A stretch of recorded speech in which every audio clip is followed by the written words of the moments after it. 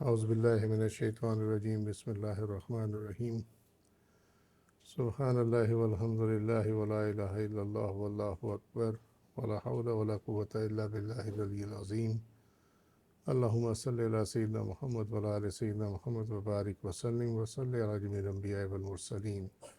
السلام علیکم ورحمۃ اللہ وبرکاتہ۔ شرح صحیح بخاری میں ہم کتاب المزارع پہ ہیں اور اس کے انٹروڈکشن میں لاسٹ ٹائم ہم نے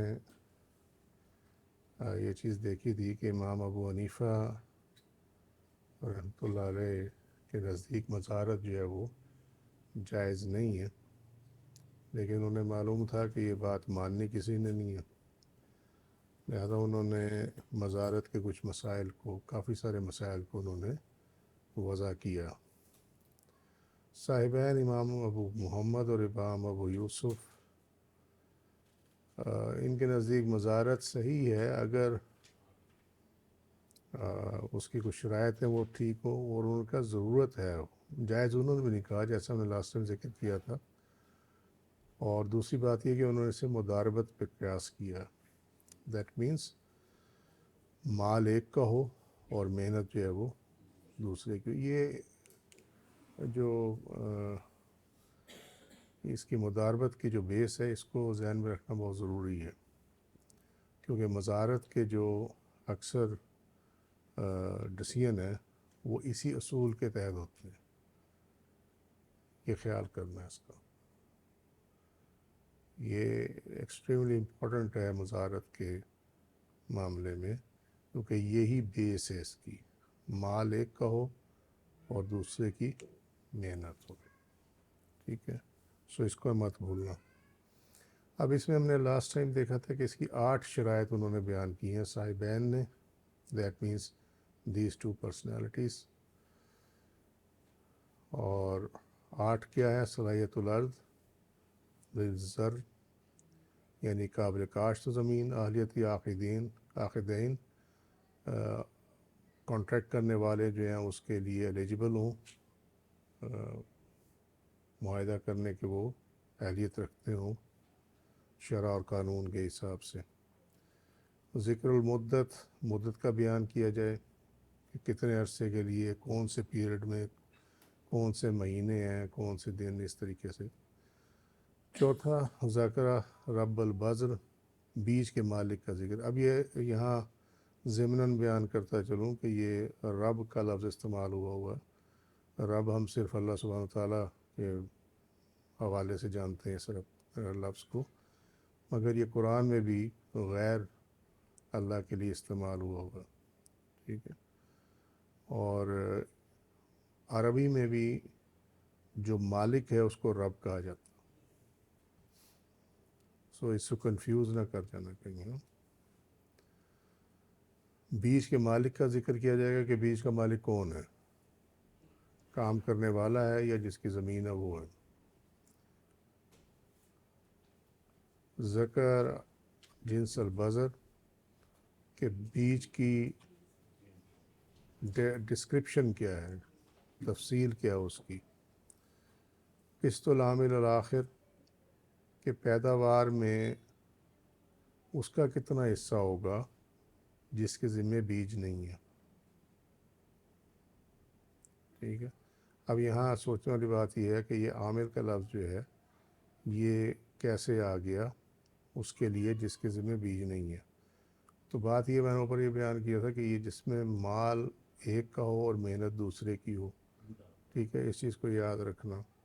اب یہاں پہ یہ معاملہ ہے کہ جس کے پاس بیج ہے نا، ٹھیک ہے، وہ ایکچولی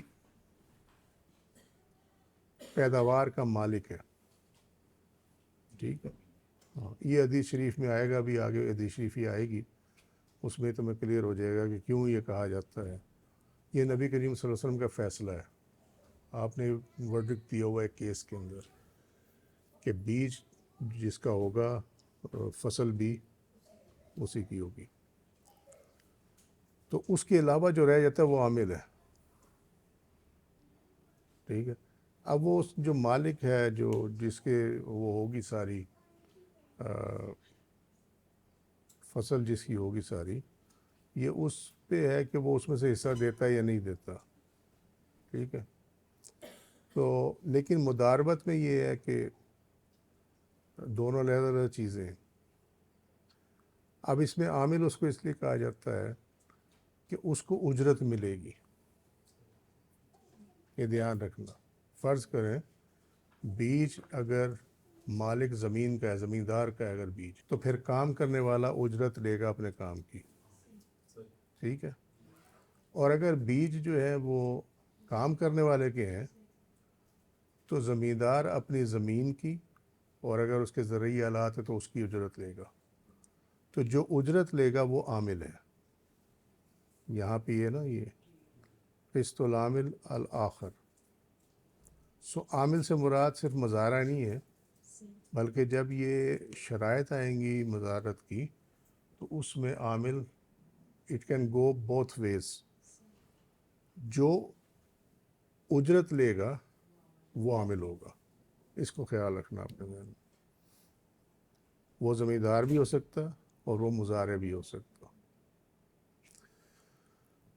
ساتویں جو تھی وہ تخلیہ بین الارض، کہ زمین کے جب سپرد کر دی جائے مزارع کے.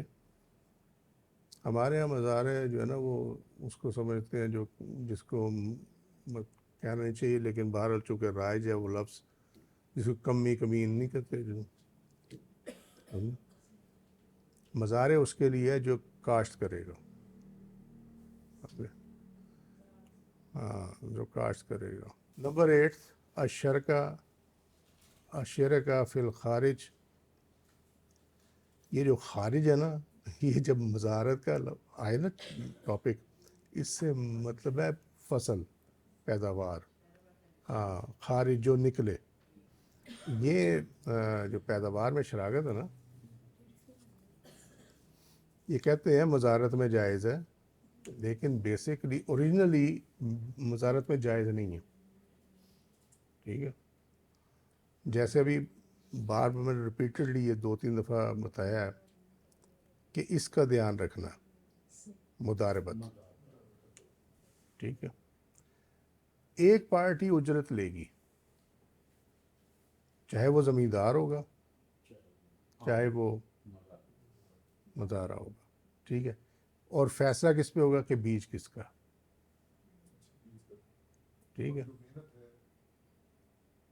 دیکھیں نا، اگر بیج لایا ہے مزارع، اس کے پاس بیج ہے اور اس کے پاس محنت ہے، ٹھیک ہے. تو کیا کرے گا، اس کو بیج بونے کے لیے زمین چاہیے. جیسے ایک بندہ آیا فیملی کو لے کر، اس کو رہنے کے لیے جگہ چاہیے، اس کے پاس اپنی جگہ نہیں ہے، وہ کیا کرتا ہے، کرائے پہ مکان لیتا، ٹھیک ہے. اسی طریقے سے اس کو بیج بونے کے لیے زمین چاہیے، وہ کرائے پہ لے گا، ٹھیک ہے. اچھا اس کے پاس آلات بھی نہیں ہیں تو وہ آلات بھی کرائے پہ لے گا. یہ دونوں چیزیں زمیندار کے پاس ہیں، زمین بھی اور آلات بھی، ٹھیک ہے. لہٰذا اس کو کاشت میں یعنی جو فصل ہے اس میں حصہ نہیں ملے گا زمیندار کو، نہیں تارو. بیسکلی ہاں بات ادھر ہی آئے گی کہ بنیادی طور پہ اس کا حصہ نہیں بنتا، ٹھیک ہے.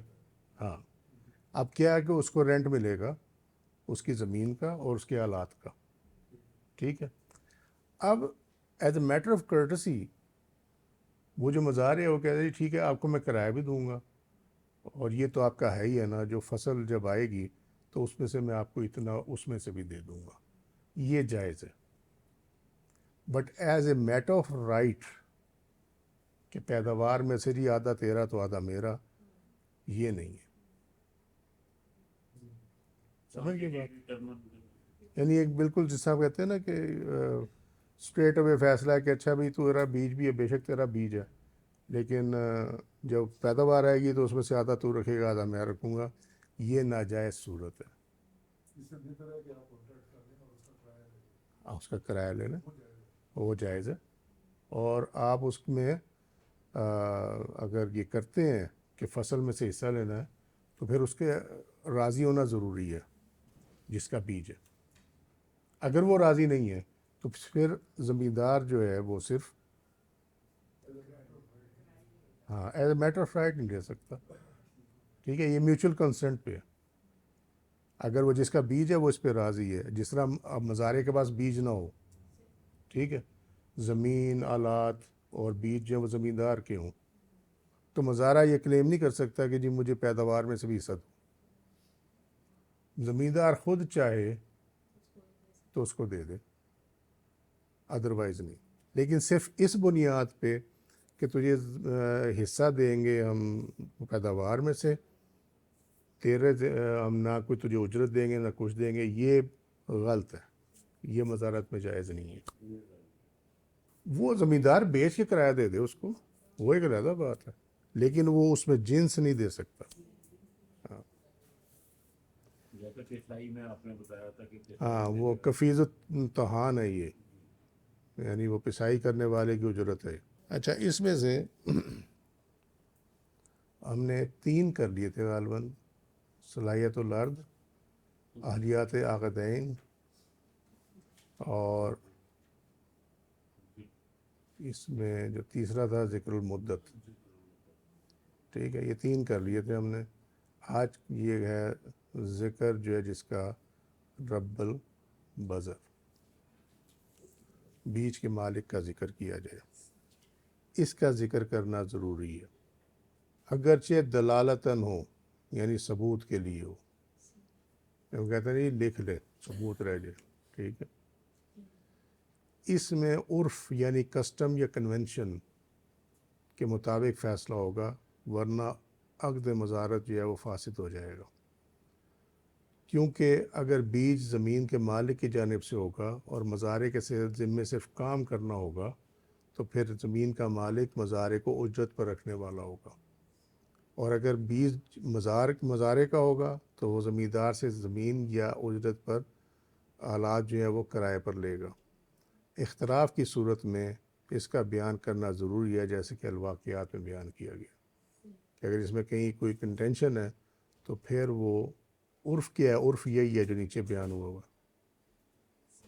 ٹھیک ہے, یہی عرف ہے, کسٹم یہی ہے کہ جس کا بیج ہے وہ پیداوار کا مالک ہے, اور وہ جس کی چیزیں استعمال ہو رہی ہیں اس کو اجرت ملے گی. ٹھیک ہے, جس طرح بھی ایکسپلین کیا تھوڑی دیر پہلے سارا کا سارا.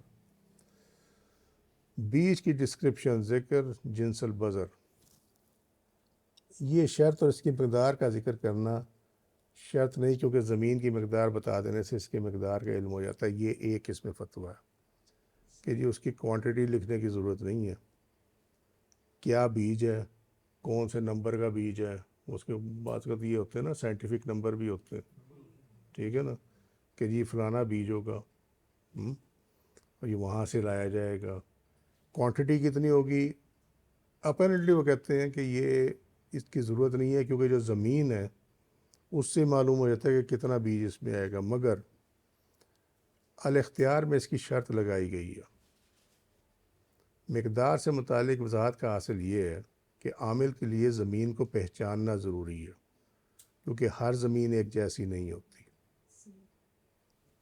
کوئی زمین ڈیفرنٹ ہوتی ہے, کہیں میں کوئی زرخیز ہے, کوئی زرخیز نہیں ہے. کہیں پہ بیج جو ہے وہ مضبوط والا چاہیے, کہیں پہ ہلکا کوالٹی کا بھی چل جاتا ہے.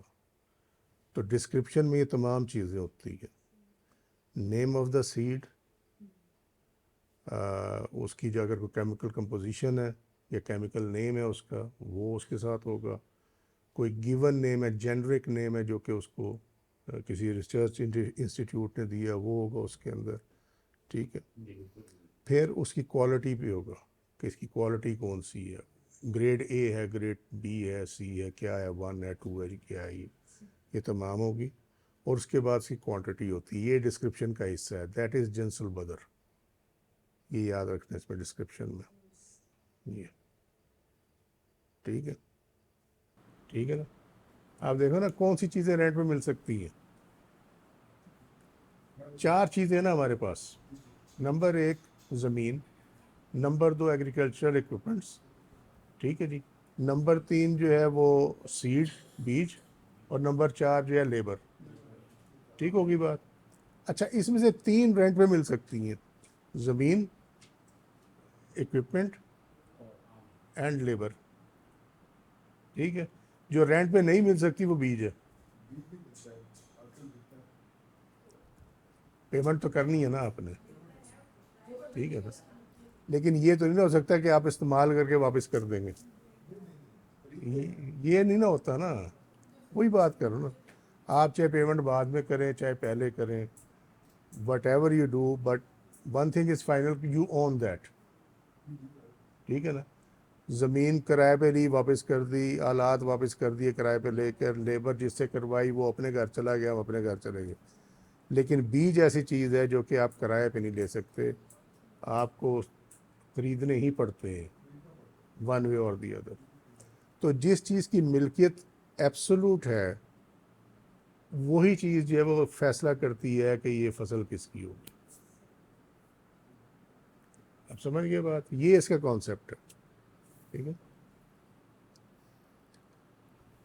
اچھا اگر وہ زمین کو نہیں پہچانتا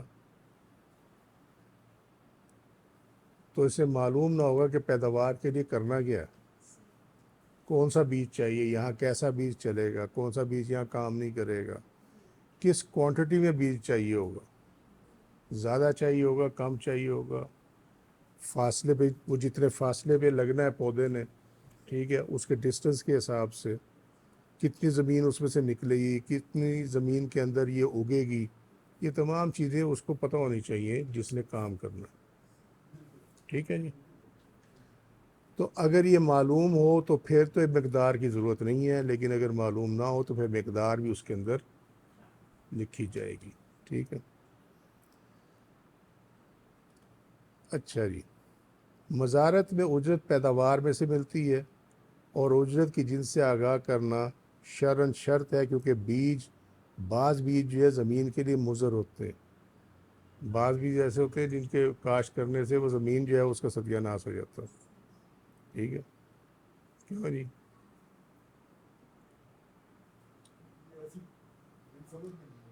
میں سمجھا دیتا ہوں. سم ٹائمز یہ ہوتا ہے کہ بیج جو ہے اس کی زمین کی جو فرٹیلیٹی ہے اس کی کمپوزیشن کو ڈسٹرب کر دیتی ہے. زہریلا بیج اگر آپ اس کو کہہ لیں عام الفاظ میں سمجھنے کے لیے. ٹھیک ہے. سو اس میں یہ ہوتا ہے کہ ایک فصل کے بعد آپ وہی فصل نہیں بوتے، کوئی اور فصل بوتے. یہی ہوتا ہے نا. ورنہ زمین کی جو اس کی فرٹیلیٹی ہے وہ مارجنلی کم ہوتی چلی جائے گی.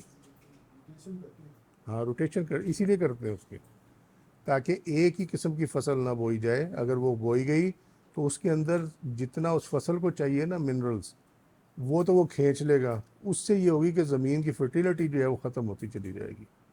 یہ کانسیپٹ ہے روٹیٹ کرنے کا اس کے اندر. ٹھیک ہے سر. ہاں. تو وہ ریکوپریشن ہے، وہ ریکوپ کر جاتی ہے.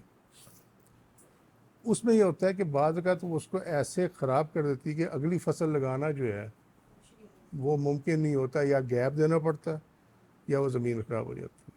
یہ وہ بات کر رہے ہیں. ٹھیک ہے. اچھا یہ جو اگلا پیرا ہے نا یہ بڑا مزیدار ہے، میں تمہیں بتاؤں گا. اگر عقد مزارت میں بیج کی جنس کا ذکر نہ کیا گیا ہو لیکن بیج زمیندار کی جانب سے ہو تو یہ عقد جائز ہوگا، کیونکہ بوائی سے پہلے بیج کی تصدیق نہیں ہوتی کہ اس کی فصل ہوگی یا نہیں ہوگی، خراب کرے گا یا نہیں کرے گا. مگر بوائی کے بعد فصل اگنے کی صورت میں اجرت معلوم ہو جاتی ہے. ٹھیک ہوگی بات. اگر بیج عامل یعنی مزارع کی طرف سے ہو اور عقد میں اس کی جنس کا ذکر نہ ہو تو یہ جائز نہیں اور عقد فاسد ہو جائے گا. اگر زمیندار کی طرف سے ہو تو وہ جو کانٹریکٹ ہے وہ جائز ہو جائے گا، کیونکہ زمین اس کی اپنی ہے. ٹھیک ہے. بیج بھی اس کا اپنا ہے تو وہ ذمہ دار ہے اس کا. لیکن اگر بیج جو ہے وہ مزارع کی طرف سے ہو اور اس کی ڈسکرپشن کانٹریکٹ کے اندر نہ ہو تو پھر یہ جو کانٹریکٹ آف کلٹیویشن ہے یہ انویلڈ ہے، فاسد ہو جائے گا. ٹھیک ہے. کیونکہ زمیندار کو معلوم ہونا چاہیے کہ اس کی زمین میں کس قسم کا بیج بویا جائے گا، ٹھیک ہے، اور جو معلوم نہ ہو اور جس پر اتفاق نہ ہو اس پہ کانٹریکٹ نہیں ہو سکتا۔ یہ بنیادی شرائط ہے، ہر کانٹریکٹ کی یہ شرط ہے۔ نمبر ایک کہ ان نون، جس کو مجہول کہتے ہیں شریعت کی زبان میں، ٹھیک ہے، اور جس پہ اتفاق نہ ہو، میوچل کنسنٹ نہ ہو، کسی بھی، یا کمرشل ایگریمنٹ ہے، کوئی بھی ہے، کسی قسم کا بھی ایگریمنٹ ہے، سمجھے، ایون نکاح ہے، کہ مجہول بندے کے ساتھ نہیں ہو سکتا کہ ہم نے جس کا مرد کے ساتھ نکاح کر دی، بھائی کون سا مرد، کوئی پتہ نہیں ہے، ٹھیک ہے، جس چیز پہ اتفاق نہ ہو، مہر پہ اتفاق نہیں ہے، ٹھیک ہے، تو یہ انویلڈ ہو جائے گا، جو کانٹریکٹ ہے، سوشل کانٹریکٹ ہے یہ، ٹھیک ہے۔ سوائے اس کے، اب یہ ہے مزیدار پارٹ اس میں، سوائے اس کے کہ جب مزارع زمیندار کو اطلاع دے کہ جو بیج موجود ہے وہ کاشت کر لیا جائے، ورنہ وہ بیج خراب ہو جائے گا، ٹھیک ہے، اور اگر اس کو کاشت کر لیا تو متوقع نقصان فائدہ میں تبدیل ہو جائے گا، یہ جائز ہے۔ اگر اسی صورتحال کے لیے منیت المفتی میں ہے کہ اگر وہ گندم بوئی یا جو بوئے تو یہ جائز ہے، اور وہ کہے کہ کچھ گندم بولی جائے اور کچھ جو بولی جائے، یہ جو ہے نا یہ جائز نہیں ہے۔ یعنی ویٹ بولیں ایک فصل، یہ جو اوپر جائز ہوگا نا یہ والا کہ یہ بیج خراب ہو جائے گا، تو اس میں سے ایک آپ کاشت کر سکتے ہیں، کوئی بھی ہو، مثال کے طور پہ اگر ویٹ ہے اور ویٹ اور بارلے دونوں موجود ہیں تو پھر ایک چیز اس کے اندر سے آپ کاشت کر سکتے ہیں، تب یہ جائز ہوگا، ورنہ ناجائز ہو جائے گا۔ وجہ اس کی یہ ہوتی ہے کہ اگر اس میں سے ایک خراب ہو گیا، ٹھیک ہے، تو وہ پھر مکس ہو جائے گا اس کے اندر، یہ معلوم نہیں ہوگا کہ اس کا جو فائدہ آیا ہے وہ کس فصل سے آیا ہوا ہے۔ آپ کو یہ فائدہ ہو تو جو لگی ہے نظر نہیں آ رہی، مگر پرابلم یہ ہے کہ اگر وہ اکٹھی بوئی جائے گی تو یہ نہیں پتہ کہ زمین کے نیچے جو ہے وہ اس نے نقصان کس بیج نے پہنچایا ہوا۔ آپ سمجھ میں آ گئی بات؟ چوتھی شرط اس یہ حصے کا بیان ہے جس کی جانب سے بیج نہیں ہے، کیونکہ اسے معلوم خانیہ میں ہے یہ جو لکھا ہوا ہے جو بتانے لگوں، کیونکہ اسے معلوم ہونا چاہیے کہ اسے اجرت اس کی محنت کی ملے گی یا اس کی زمین کی ملے گی، جو میں نے پہلے کانسیپٹ کلیئر کرنے کی تھی، ٹھیک ہے۔ لہٰذا اجرت کا بیان کرنا شرط ٹھہرا۔ جس کو اجرت ملنی ہے اگر اس کے حصے کا بیان کر دیا گیا اور عقد بیج کے مالک کے حصے سے متعلق خاموش ہے تو یہ عقد جائز ہے، کیونکہ وہ انڈرسٹوڈ ہے کہ باقی جو ہے وہ اسی کا ہی ہے سارا کچھ، ٹھیک، کیونکہ رولنگ یعنی حکم یہ ہے کہ بیج کا مالک بیج کی ملکیت کی بنا پر پیداوار کا حقدار ہوگا، جو کہ اس کی منافع بخش ملکیت یعنی بیج میں اضافہ کرتی ہے، نہ کہ اجرت کی ملکیت میں اضافہ کرتی ہے۔ یہ بات کیا ہے؟ یہ بات جو ہم نے یہ شروع کیا تھا، یہ انٹروڈکشن کلٹیویشن، ایگریکلچر اور کلٹیویشن کا، اس میں ہم نے ایک بات دیکھی تھی کہ جو ارکان مزارت ہیں چار جو ہم ریپیٹڈلی بیان کر رہے ہیں، یہ منافع بخش ملکیت ہے، اس میں سے تین، ٹھیک ہے، زمین، آلات زراعت اور بیج، یہ جو ملکیت ہے نا اس میں اضافہ کرتے ہیں، جبکہ جو اجرت ہے وہ ملکیت میں اضافہ نہیں کرتی، وہ پے کر دی گئی، بات ختم ہو گئی، ٹھیک ہے، لیکن زمین پڑی رہے اس کی ویلیو بڑھتی رہتی ہے، ٹھیک ہے، زمین سے اگر بیج اپنا ہو، پیداوار آئی تو زمین کی ویلیو بھی بڑھی اور اس سے منافع بھی حاصل ہوا، ٹھیک ہے، سو یہ ایڈ اپ کرتی ہیں اس کی بینیفیشل اونرشپ، ٹھیک ہے، اس لیے اس کو کہا گیا کہ یہ منافع بخش ملکیت میں اضافہ کرتی ہے، نہ کہ اجرت کی ملکیت میں اضافہ کرتی ہے۔ اجرت is something which you got and you spend it, بات ختم ہو گئی، لیکن وہ چیزیں پڑی رہنے والی ہیں، ٹھیک ہے، اس کی ویلیو بڑھتی رہتی ہے، اس لیے اس کو کہتے ہیں منافع بخش ملکیت، بینیفیشل اونرشپ، ٹھیک ہے، یہ یاد رکھنے سے۔ بینیفیشل اونرشپ از اس کی چیز کی ہوتی ہے جو اپنا وجود بھی نہ کھوئے اور جو آپ کو منافع بھی دیتی رہے، اس کی ویلیو بھی بڑھتی رہے. ٹھیک. عقد مزارت میں بیچ کے مالک کا حصہ بیان کر دیا گیا اور دوسرے کا حصہ بیان نہ کیا گیا تو یہ عقد بطور استحسان جائز ہے، کیونکہ بیچ کے مالک کا حصہ بیان کر دینا اس امر کو ثابت کرتا ہے کہ دوسرے کا حصہ جو ہے وہ اجیر یعنی اجرت پہ ہے. جب بیچ کے مالک کا ذکر ہو گیا نا تو اس کا مطلب ہے کہ دوسری پارٹی جو ہے اس کو اجرت ملے گی. کلیئر ہوگی بات؟ جو شروع میں بات بتائی تھی وہی اپلائی ہو رہی ہے یہاں. التخلیہ بین الارض یعنی زمیندار زمین مزارع کے سپرد کرے اور اپنا عمل دخل یا تصرف اس میں نہ کرے. ٹھیک ہے. پیسفل اس کو اور آزادی کے ساتھ اس کو کاشت کرنے کی اجازت دی جائے گی، اس میں دخل اندازی نہیں کی جائے گی. اس کی صورت کیا ہے کہ زمیندار مزارع سے کہے زمین تیرے سپرد کرتا ہوں، پھر مداخلت کی ہر وہ صورت جو کہ مزارع کو آزادانہ کام سے روکے جائز نہیں ہے. مثلا زمیندار یہ کہے کہ جی میں بھی ساتھ کام کروں گا. ٹھیک ہے. تخلیہ کہتے ہیں تنہائی کو، وہ ڈراموں میں نہیں جیسے تو بادشاہ کہتا ہے تخلیہ، وہ اسی لیے تخلیہ کہتے ہیں بس نکلو سارے یہاں سے چلو. اچھا، تنہائی یعنی مزارع کے سوا کسی اور کا مذکورہ زمین میں عمل دخل نہ ہونا، یہ تخلیہ اس میں کہلاتا ہے مزارت کے اندر. اس میں یہ بھی شامل ہے کہ عقد کے وقت زمین فارغ ہو، کیونکہ اگر کوئی اس میں پکی ہوئی فصل پہلے سے موجود ہوئی تو وہ معاملہ ہے.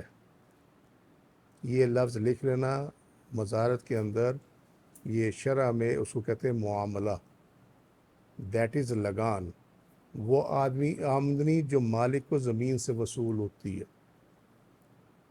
ٹھیک ہے. یہ معاملہ ہے، کاشتکاری نہیں ہے. یعنی زمین میں اگر پہلے سے فصل لگی ہوئی ہے اور آپ کہیں جی یہ زمین ہے جس میں تو نے کاشت کرنی ہے، تو وہ اب جائز نہیں ہے، اس لیے کہ جب تک وہ زمین فارغ نہیں ہو. ٹھیک ہے. اور اس کی انہوں نے بیس کیا بتائی ہے کہ وہ پکی ہوئی فصل کاشتکاری نہیں ہے بلکہ وہ معاملہ ہے، یعنی وہ جو زمین کا مالک ہے اس کی وہ آمدنی ہے. ٹھیک ہے.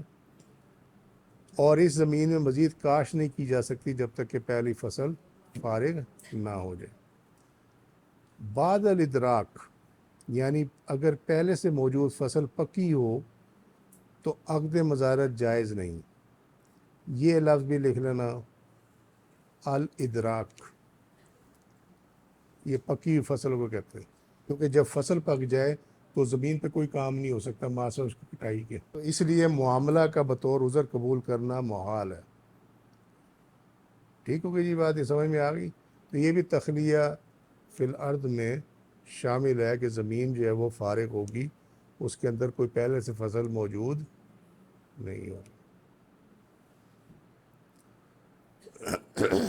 مندرجہ بالا حکم کا اطلاق تب بھی ہوگا اگر بیج زمیندار کی جانب سے ہو، کیونکہ اس صورت میں زمیندار مزارع کو اجرت پر رکھنے والا ہوگا. اگر بیج مزارع کی جانب سے ہو تو تخلیہ بدرجہ اولا شرط ہے، کیونکہ اس صورت میں زمیندار کو زمین کا کرایہ دیا جائے گا، کیونکہ قاعدہ یہ ہے کہ جو بیج کا مالک ہوتا ہے وہ المستاجر ہوتا ہے، یعنی اجرت پر لینے والا. ٹھیک ہے. یعنی اجرت پر لینے والا زرعی آلات کا. ٹھیک ہے. ٹھیک ہو گئی بات. یہ نہیں کہ وہ کرائے پہ لیے اس نے کوئی بیج کرائے پہ لے لیے، وہ مستاجر ہوتا ہے یعنی کرایہ دار ہوتا ہے کس کا؟ زمین کا اور زرعی آلات کا.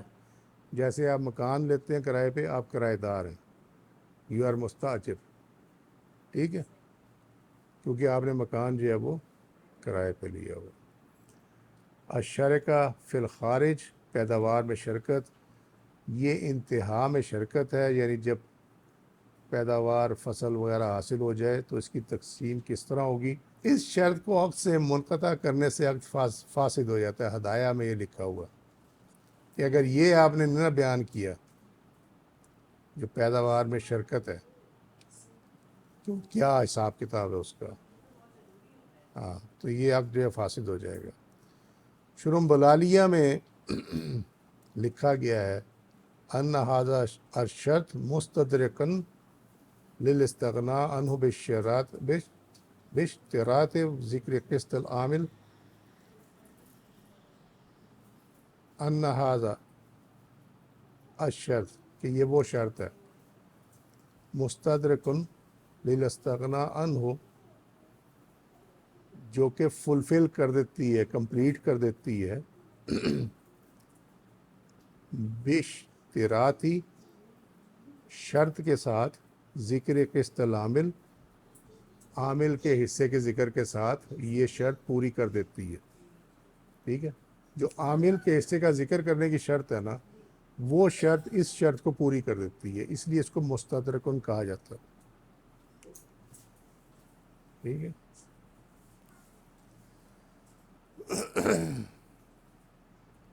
بات ختم ہو کہ اگر آپ نے وہ ذکر کر دیا ہوا ہے، ٹھیک ہے، تو یہ شرط بھی پوری ہو جاتی ہے. ہدایہ میں یہ ہے کہ یہ شرط ہونی لازمی ہے، ورنہ عقد جو ہے وہ فاسد ہو جائے گا. شرم بلالیہ میں ہے، وہ کہتے ہیں کہ اگر آپ نے اس کا حصہ جو کہ بیج کا مالک نہیں ہے، اگر اس کے حصے کا آپ نے ذکر کیا ہوا ہے تو یہ شرط پوری ہو جاتی ہے. ٹھیک ہے، مزارت کے جائز ہونے کی صورتیں، یہ جائز ہونا جو ہے اس کو اجازت پر معمول کیا جاتا ہے. یہ بنیادی طور پہ جائز نہیں ہے، لیکن اس کی اجازت دی گئی ہے ضرورت کے تحت اور مداربت کے اصول پہ. ٹھیک ہے، یہ یاد رکھنا مجھے.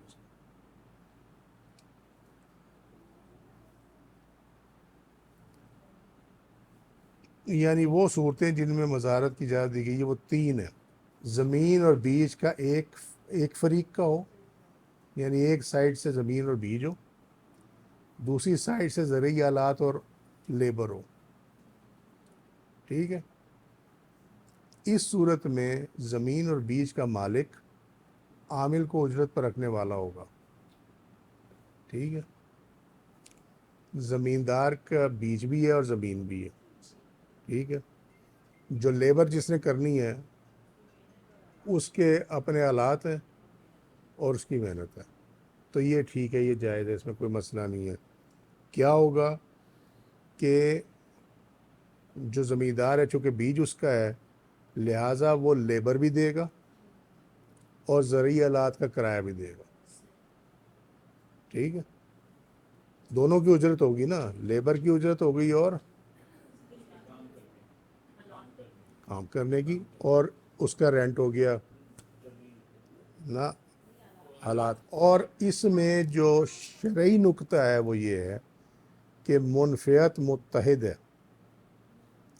یعنی عامل کا کام جو ہے وہ اس کے بغیر وہ کام نہیں کر سکتا، آلے کے بغیر، اپنے ایکوپمنٹ کے بغیر. ٹھیک ہے، لہٰذا عمل سے ہونے والا فائدہ یا منافع اس کے لیے اعلی عمل سے جڑا ہوا ہے. ٹھیک ہے، یعنی منفعت متحد ہے.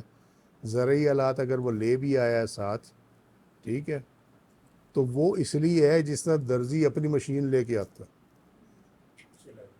ٹھیک ہے، ٹھیک ہوگی بات.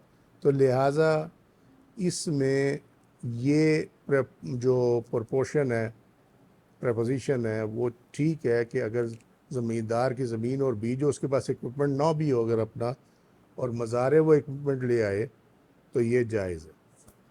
ٹھیک ہے، اچھا.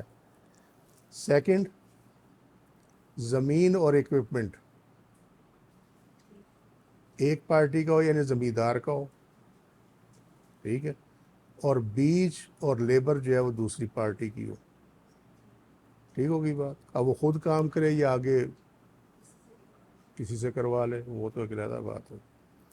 اس صورت میں بیج کا مالک زمیندار کی زمین کو پیداوار میں سے ایک معلوم اجرت کے ساتھ کرایہ پر لیتا ہے، لہٰذا یہ مزارت جائز ہے. وہی کہ کرایہ پر لیتا ہے. ٹھیک ہے، اب یہ کہیں گے جی یہ پیداوار میں سے ایک معلوم اجرت کے ساتھ، تو وہ اس کی پیداوار میں سے پیمنٹ جنس میں نہیں کرے گا بلکہ اس کو بیچ کے کر دے گا. ٹھیک ہے، یہ ایسے ہی ہے. اگر وہ کہے جی مجھے پیمنٹ نہ دیں، آپ مجھے دانے ہی دے دیں، تو ایک علیحدہ بات ہے، ویلیو اسیس کر کے دے دی جائے، وہ ٹھیک ہے. یہ ایسے ہی ہے جیسے نقد زمین رقم کے بدلے میں زمین کرائے پر لے لی جائے، بس وہی ہوگی. ٹھیک ہے. زمین، بیج اور بیل ایک فریق کے ہو اور لیبر جو ہے وہ دوسری پارٹی کی ہو.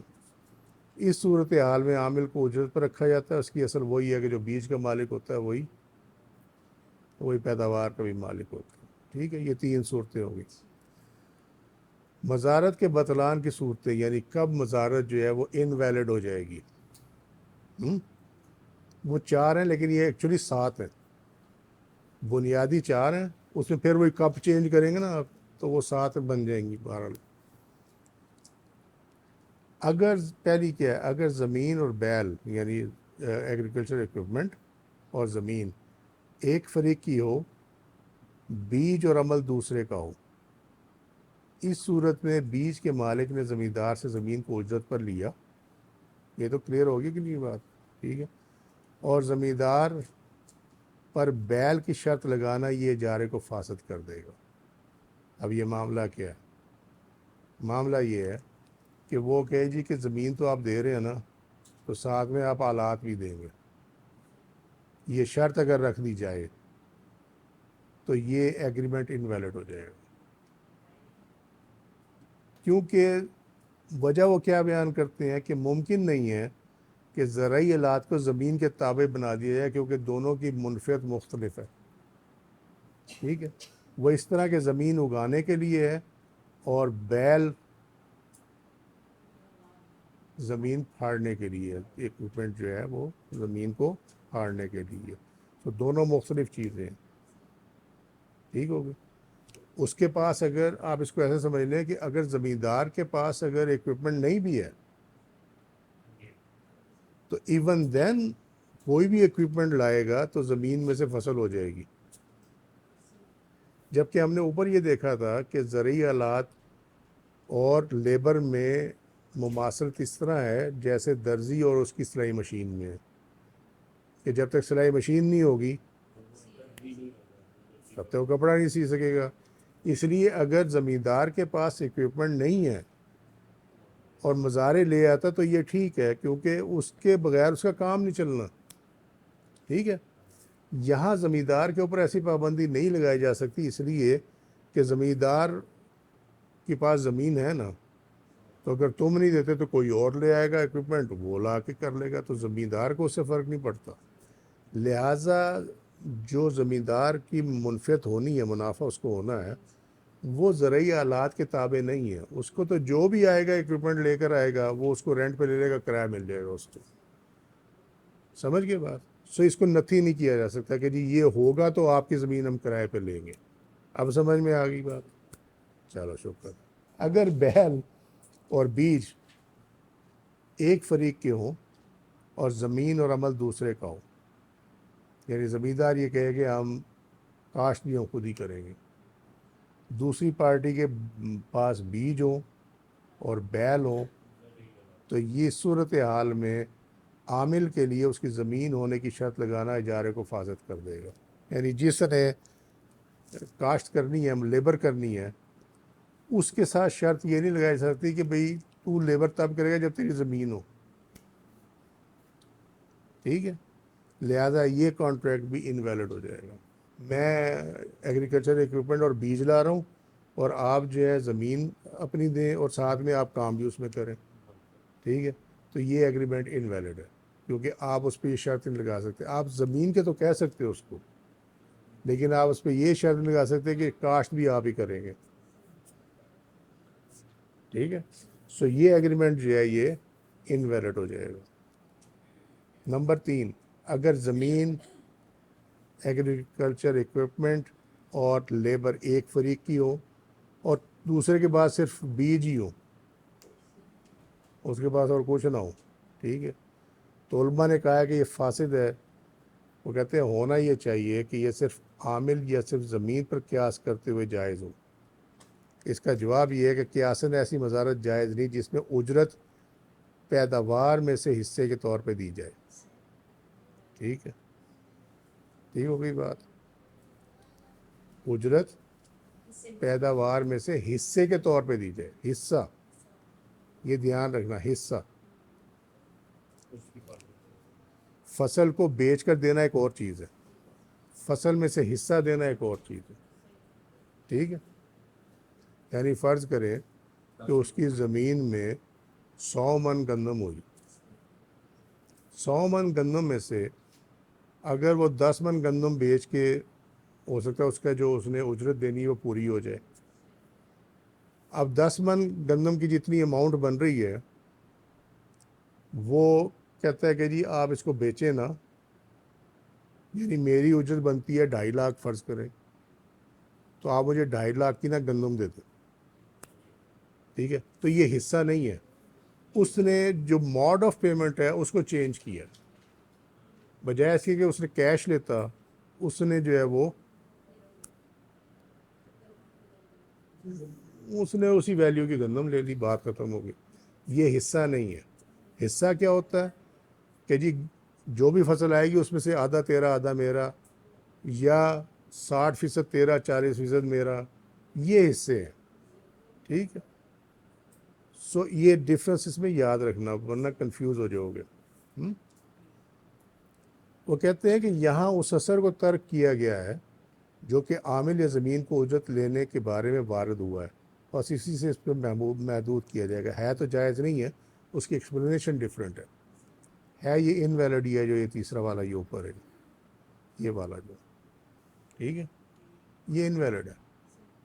ایکسپلینیشن میں ڈفرینس ہے کہ علماء نے اس کو سیدھی طرح یہ کہا کہ جی یہ فاسد ہے، اسٹریٹ وے انہوں نے کہا یہ فاسد، لیکن ابن عابدین شامی رحمۃ اللہ نے اس کو ایکسپلین کیا ہے کہ یہ انویلڈ کیوں ہے، ٹھیک ہے؟ اس پہ یہ انہوں نے دیا.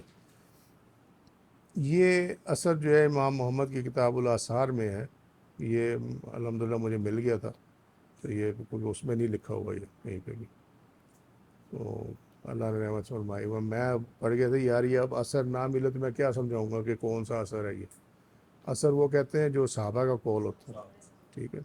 اگر زمین، بیج اور عمل ایک فریق کے ہوں جبکہ ایگریکلچر ایکوپمنٹ دوسرے کا ہو، یہ صورتحال اس لیے جائز نہیں ہے کہ بیل یعنی ایگریکلچر ایکوپمنٹ کی بنیاد پر دوسرے کو آپ یہ نہیں کہہ سکتے کہ زمین بھی تیری، بیج بھی تو لا، ٹھیک ہے، اور لیبر بھی تیری، میں جو ہے نا صرف ایگریکلچر ایکوپمنٹ لے آؤں گا. تو یہ ایگریکلچر کلٹیویشن کانٹریکٹ نہیں ہو سکتا، ٹھیک ہوگی بات؟ سو یہ 4 صورتیں ہیں. اسی طریقے سے ان کو آگے پیچھے کریں نا تو یہ 3 اور صورتیں نکل آتی ہیں. بیسک پوائنٹ وہی ہے کہ جس کا بیج ہے نا وہ دوسرے کو اجرت دے گا اس کی چیزوں کی، بس یہ پوائنٹ یاد رکھنا، یہی اس میں بنیاد ہے، ٹھیک ہے؟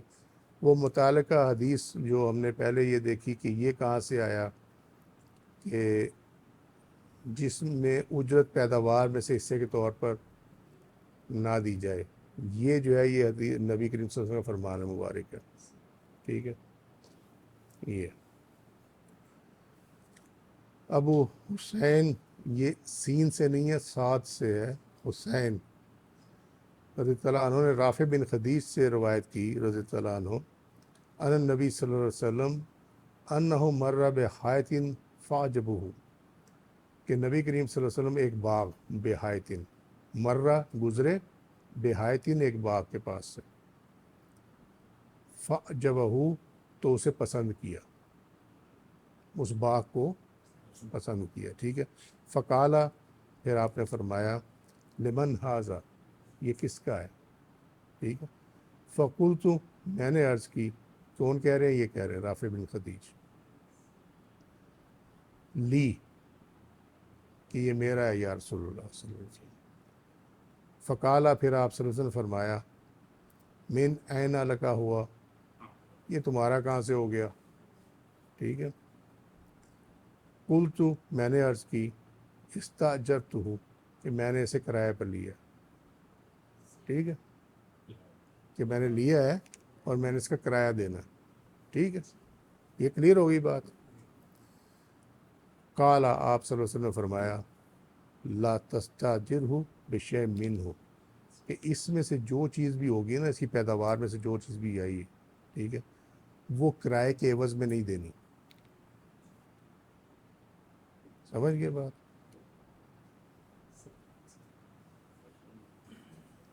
وہ جو چیز ہے جو بھی اس میں سے حاصل ہوگی، ٹھیک ہے، وہ کرائے کے طور پہ پیمنٹ نہیں کرنی اس کی، بطور کرایہ نہیں دینی، ٹھیک ہے؟ یعنی اگر اس میں سے کہے کہ جی اتنا میں حصہ دوں گا، یہ وہی چیز ہے۔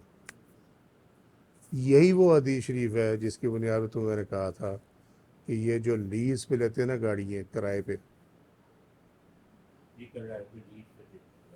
ٹھیک ہے، اور اس کے بعد اس کو رینٹ پہ چلا دیتے ہیں،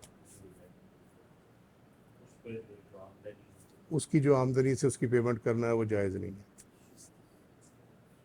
سمجھے؟ اور ویسے بھی لوگوں کو معلوم شاید نہیں ہے، اس کی ذرا جو بینک سے گاڑی لیتے ہیں نا اس کی ذرا وہ ایگریمنٹ پڑھنا، اس میں لکھا ہوا یہ کہ یہ کمرشل یوز کے لیے استعمال، یہ کمرشل پرپزز کے لیے استعمال نہیں ہوگی، جبکہ جب آپ رینٹ پہ اس کو دیتے ہیں تو وہ کمرشل پرپز ہے، ٹھیک ہے؟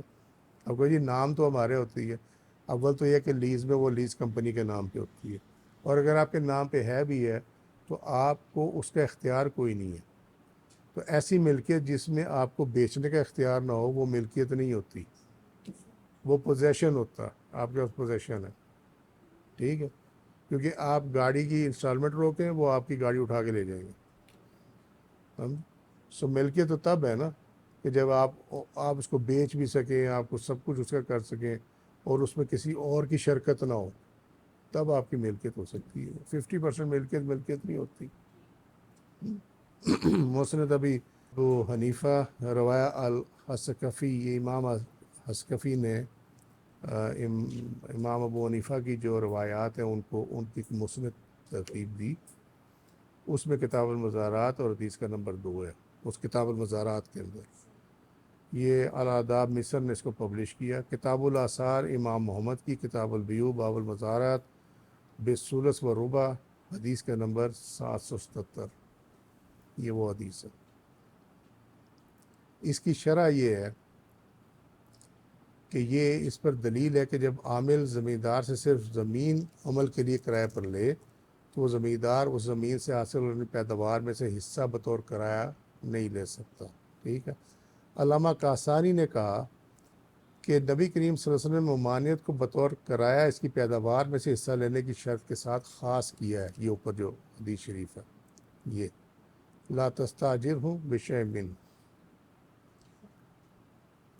اگرچہ زیادہ ناجائز ہی کیوں نہ ہو، اصلاً یہ ممانعت عام ہے کیونکہ برائی کی ممانعت واجب ہے، کہ یہ برائی ہے اور اس کی ممانعت جو ہے وہ واجب ہے۔